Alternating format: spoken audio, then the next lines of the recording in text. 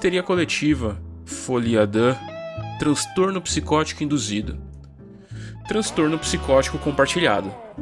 Estes certamente seriam os termos utilizados para tentar descrever o que aconteceu na Rua Azusa. Meu nome é Leandro Magalhães e no episódio de hoje nós vamos falar um pouco sobre o reavivamento da Rua Azusa.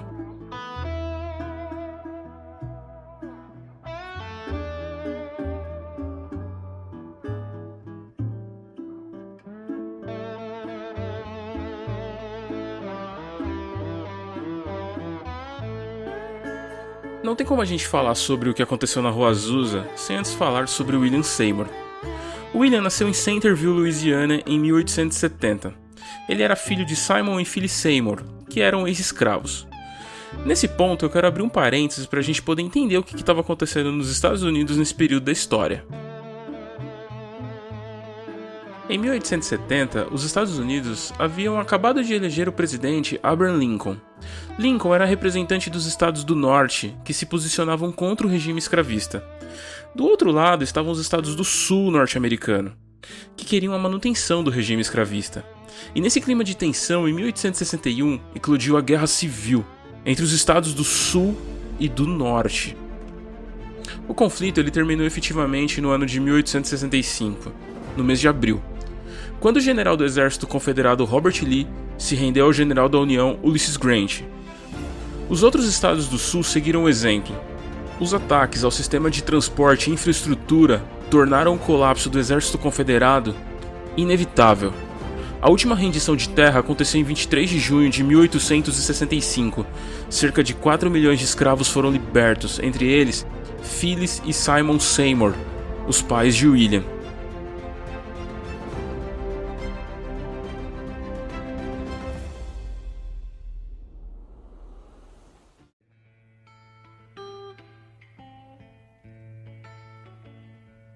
Glory, glory, hallelujah. Oh, since I laid my burden down. Glory, glory. Existem relatos de que William tinha sonhos e visões desde criança. William foi criado como batista nos Estados Unidos. Apesar de seus pais serem de religiões de matrizes africanas, William foi criado nos caminhos do Senhor. Aos 25 anos, William se muda para Indianápolis, onde trabalhou como porteiro na companhia ferroviária. No mesmo ano, William arrumou um emprego de garçom em um restaurante fino. E nesse mesmo ano, foi quando William teve varíola e ficou cego de um olho. Em 1900, William se muda para Cincinnati e se junta à Igreja de Deus. É aqui que William se torna expert em teologia da santidade, que ensina que a santificação é uma experiência pós-conversão que resulta em santidade completa. Em 1905, ele se muda para a cidade de Houston, onde frequentou a escola bíblica do Charles Fox Parham. Porém, a cadeira do William ela ficava no corredor. Pelo fato de William ser um homem negro, ele não podia dividir o mesmo espaço com os outros alunos. E aqui nesse momento, eu quero abrir um parênteses para a gente poder entender o que estava acontecendo nos Estados Unidos nesse período.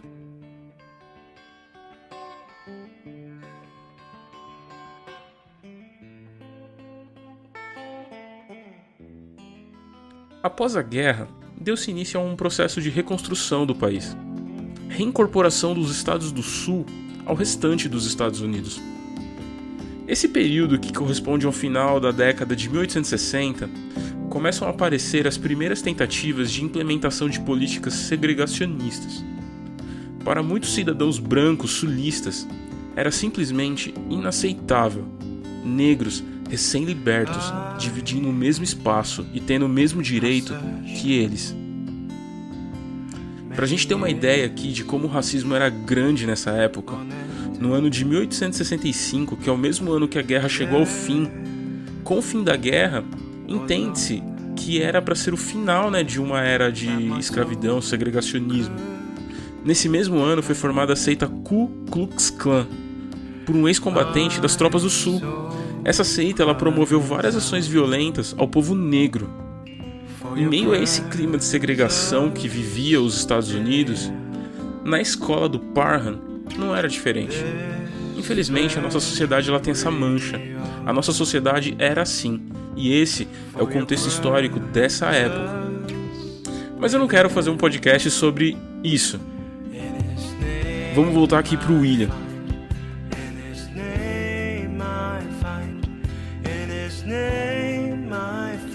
Foi nesse período que William aprendeu as doutrinas do movimento Holiness.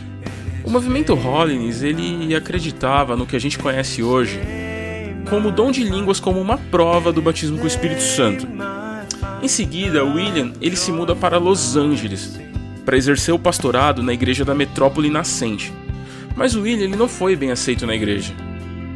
Um dia, o William ele chegou na igreja e a encontrou trancada. Ele havia sido expulso daquela igreja. Após a exclusão, William ficou na cidade de Los Angeles sem trabalho, sem sustento, sem lugar onde morar. Havia alguns irmãos que ainda tinham um carinho por ele e o acolheram em sua própria casa. O William orava 5 horas por dia. Ele aumentou o tempo de oração para 7 horas por dia. Apesar da situação de William ser uma situação complicada, ele pedia para Deus que o batizasse com Espírito Santo e fogo, línguas estranhas e o verdadeiro amor de Deus. O William queria que acontecesse com ele o mesmo que aconteceu com os apóstolos no livro de Atos. O que William não sabia é que o que ele havia pedido para Deus estava prestes a acontecer. E foi num dia comum, em uma reunião de oração em uma casa simples, localizada na rua Bonnie Brae, número 214, a casa da família Asbury. Um grupo havia levantado uma oferta para trazer uma irmã que já havia recebido o batismo com o Espírito Santo, a irmã Lucy Farrell. Lucy era uma amiga de William, ela morava na cidade de Houston, a cidade natal dele. Quando Lucy chegou naquela casa, ela olhou diretamente para um dos membros daquela casa, que imediatamente caiu no chão. O nome dele era Edward Lee, e ele falava em línguas estranhas. O William havia buscado aquilo. 7 horas diárias de oração pedindo pelo avivamento do Senhor. Deus estava respondendo à oração de William. Naquela mesma noite, do dia 9 de abril de 1906, o Espírito Santo caiu de forma grande e poderosa sobre aquela casa da rua Bonnie Brae. A maioria das pessoas que estavam presentes naquele dia estavam falando em línguas. Jane Moore, uma das pessoas presentes naquele dia e que mais tarde viria a se casar com William, estava cantando e tocando piano. Todos estavam maravilhados, pois Jane nunca havia feito sequer uma aula de piano. Deus estava naquele lugar. A partir dessa noite, da data de 9 de abril de 1906, a casa da rua Bonnie Brae ficou conhecida como local de busca do batismo com o Espírito Santo. E dentro de não muitos dias, o próprio William recebeu o batismo com o Espírito Santo.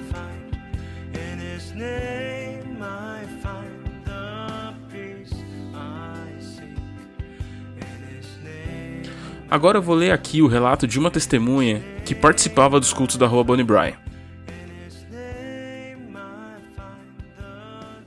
gritaram durante 3 dias e 3 noites. Era Páscoa. As pessoas vieram de todos os lugares. No dia seguinte foi impossível chegar perto da casa. Quando as pessoas entraram, elas caíram debaixo do poder de Deus. A cidade inteira foi tocada. Eles gritaram lá até as fundações da casa cederem, mas ninguém foi ferido. Deus guardou a todos. Durante esses 3 dias, haviam muitas pessoas recebendo o batismo com o Espírito Santo. Os doentes foram curados e os pecadores foram salvos assim que entraram.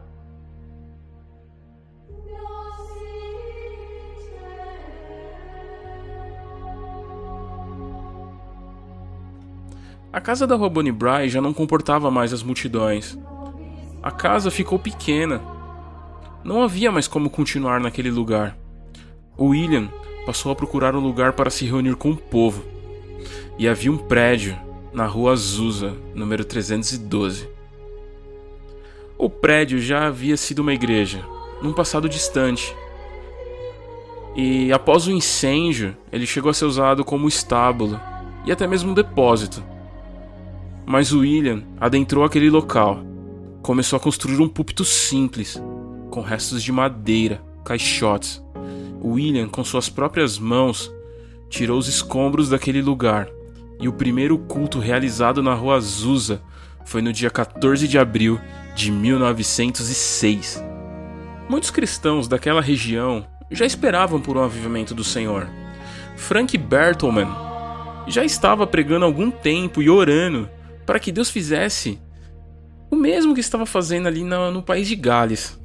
E nesse momento aqui eu quero abrir mais um parênteses para a gente poder entender o que estava acontecendo no país de Gales.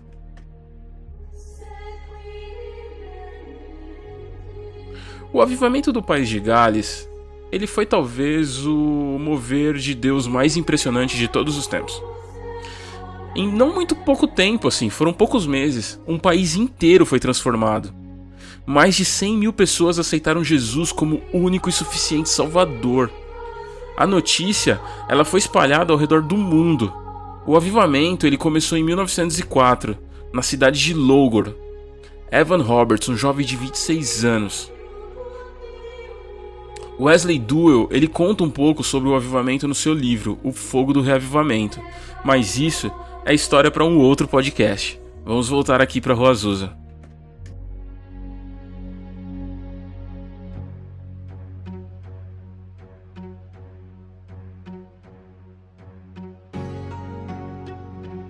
Num folheto escrito em novembro de 1905, Bertelsmann escreveu: "A correnteza do avivamento está passando pela nossa porta. O espírito de avivamento está chegando, dirigido pelo sopro de Deus, o Espírito Santo.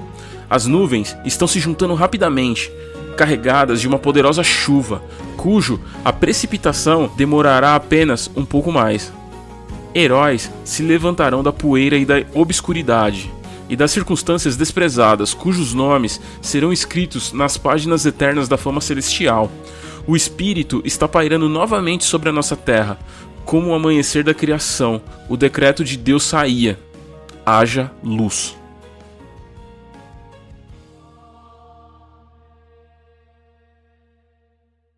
Naquele ano, houve um terrível terremoto na cidade de São Francisco. Isso, junto às duras críticas que a imprensa fazia ao movimento, o interesse do povo era inevitável no que estava acontecendo naquela rua. Não havia uma liturgia ou uma ordem para aquelas reuniões. Assim como em Gales, as reuniões elas eram compostas, não necessariamente nessa ordem, por orações, cânticos e testemunhos. No Jornal da Missão, também chamado de Apostolic Faith, temos a seguinte descrição dos cultos: "As reuniões foram transferidas para a Rua Azusa, e desde então as multidões estão vindo. As reuniões começam por volta de 10 horas da manhã, e mal conseguimos terminar antes das 20, 22 horas. E às vezes vão até 2, 3 horas da madrugada. Porque muitos estão buscando, e outros estão caídos no poder de Deus. As pessoas estão buscando no altar 3 vezes por dia. As fileiras e fileiras de cadeiras precisam ser esvaziadas e ocupadas com os que estão buscando. Não podemos dizer quantas pessoas têm sido salvas e santificadas, batizadas com o Espírito Santo, curadas, todos os tipos de enfermidade. Muitos estão falando em novas línguas, e alguns estão indo para campos missionários, com dons de línguas. Estamos buscando mais o poder de Deus." Frank Bertelsmann também escreveu sobre os cultos da Rua Azusa. O irmão Seymour, normalmente, ele se sentou atrás de 2 caixas de sapato vazias, uma em cima da outra, e ele costumava manter a sua cabeça dentro da caixa de cima durante a reunião em oração. Não havia nenhum orgulho lá. Os cultos continuavam quase sem parar. Almas sedentas poderiam ser encontradas debaixo do poder quase a qualquer hora, da noite ou do dia. O lugar nunca estava fechado e nem vazio. As pessoas vieram para conhecer Deus, e ele sempre estava lá. Consequentemente, uma reunião contínua. A reunião não dependeu de um líder humano. Naquele velho prédio, com suas vigas baixas, chão de barro, Deus despedaçou homens e mulheres fortes e os juntou novamente para sua glória. Era um processo tremendo de revisão. O orgulho e a autoasserção, o ego e a autoestima não podiam sobreviver lá. O ego religioso pregou seu próprio sermão funerário muito rápido. Nenhum assunto ou sermão foi anunciado de antemão, e não houve nenhum pregador especial por tal hora. Ninguém soube o que poderia acontecer ou o que Deus faria. Tudo foi espontâneo, ordenado pelo Espírito. Nós quisemos ouvir Deus através de qualquer um que Ele quisesse usar para falar. Nós tivemos nenhum respeito das pessoas. O rico, educado, foi igual ao pobre e ignorante. Encontrou uma morte muito mais difícil para morrer. Nós reconhecemos somente a Deus. Todos fomos iguais. Nenhuma carne poderia se gloriar na presença dele. Ele não pôde usar o opiniático. Essas foram as reuniões do Espírito Santo, conduzidas por Deus. Teve que começar em um ambiente pobre para manter o elemento egoísta, humano, ao lado de fora. Todos entraram juntos em humildade, aos pés dele.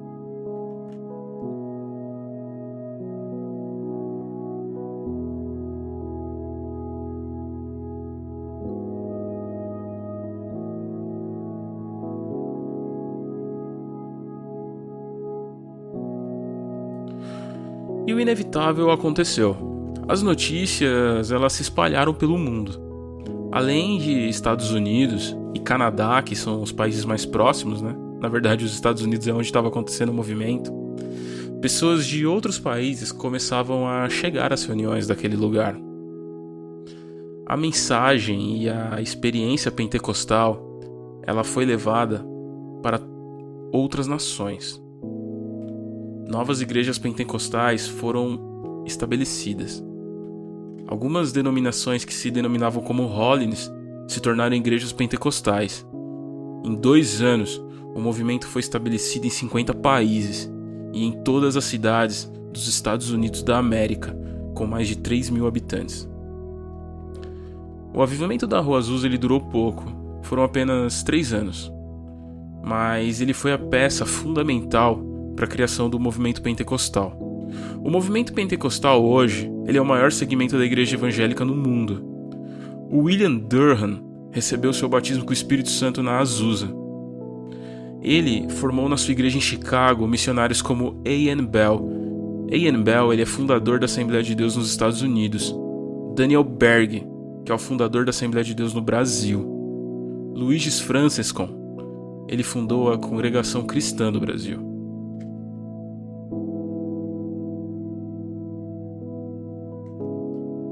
O legado da Rua Azusa, ele é enorme. O que foi feito, o que Deus fez na Rua Azusa no começo do século é incrível, é impressionante. Deus usou um homem que era descendente de escravos, cego, que foi rejeitado, para que a glória dele fosse espalhada pelo mundo. Nenhum instrumento musical foi usado, não havia necessidade disso. Nenhum coro de anjos foi ouvido por terceiros. Não foi recolhida uma grande oferta. Não tinha nenhuma personalidade importante naquele lugar. Nenhuma organização estava por trás disso.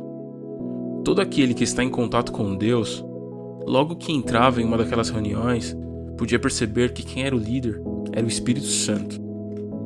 O William, ele não derrubou somente a existência de uma barreira racial em favor da unidade em Cristo. Ele também rejeitou a barreira às mulheres, em qualquer forma como participante dos serviços de uma igreja, e ele não quebrou nenhum mandamento bíblico em relação a isso.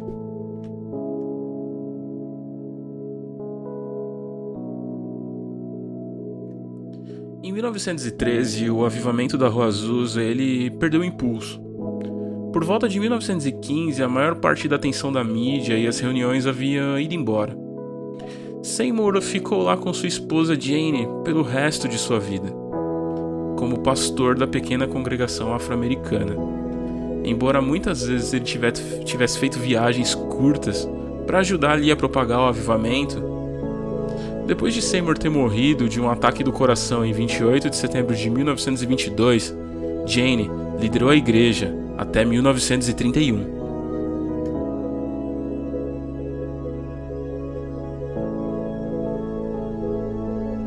É isso aí, pessoal, esse foi o primeiro episódio do Projeto Memórias. Meu nome é Leandro Magalhães e eu espero de coração que vocês tenham gostado. Se você quiser entrar em contato com a gente, o nosso e-mail é projetomemoriaspod@gmail.com. Escreve pra gente, fala aí se de repente eu esqueci alguma coisa de tratar aqui, ou se você quiser sugerir alguma história que você queria ouvir aqui, eu vou ler o seu e-mail com todo carinho e toda satisfação. Que Deus abençoe a vida de vocês, pessoal. Tchau.